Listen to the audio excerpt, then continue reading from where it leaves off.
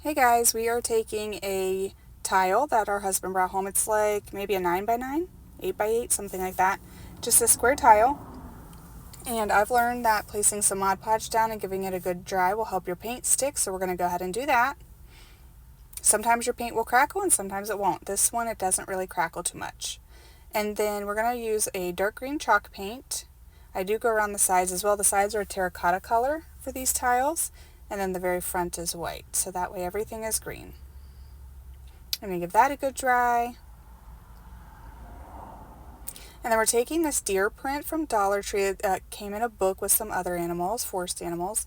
I want to get rid of the greenery, so I'm taking a paintbrush with some water and I'm going around the outside of our deer, and I'm just going to tear off the greenery. I do want to keep the mushrooms, and I think I go right up to his little feet so it looks like he's standing in like dirt later. So we're going to keep the mushrooms and the deer and get rid of all the greenery and just kind of outline our little deer there.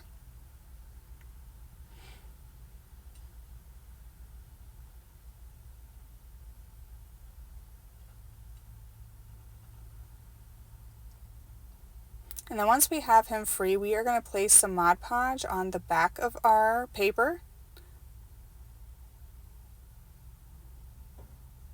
And that way we can glue this to our tile. So we're going to get the placement here, we're going to touch it up anywhere, and then we are going to give it a good dry, and then we'll take some parchment paper and give it a good iron, and that'll just help flatten everything out so we don't have any bubbles or wrinkles. I did take the gator sander around the edges to bring back out that white of the tile. And then I took some caulking and brown paint mixture, and I put some on the bottom here and then up in the top two corners.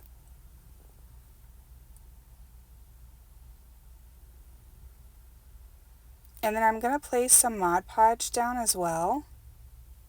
And while that's still wet, I'm going to sprinkle on some instant coffee and give it a good dry.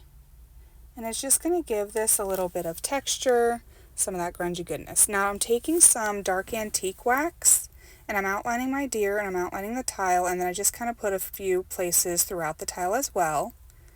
And that way we just have some depth to the whole piece here. Then I take some polyacrylic and I go over the entire thing with polyacrylic to seal everything in.